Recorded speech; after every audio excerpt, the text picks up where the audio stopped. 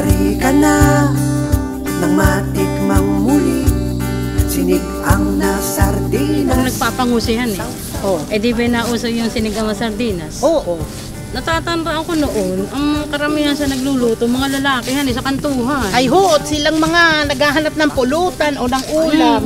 Eh, mga Yung lalaki. isa, kakantsawan yung kanyang talong. Ay hindi ko ginayat kaagad at baka mangitim. Ngayon, mga gas na ginagamit na yan eh. Ayan na yun. Talagang kahoy. Sitaw at kokra. Nahulog na. Yan, kunin mo ang katas ng sampalok. Lamasin mong maigi.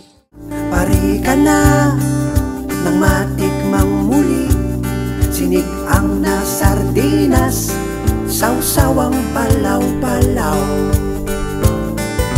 Humigop ng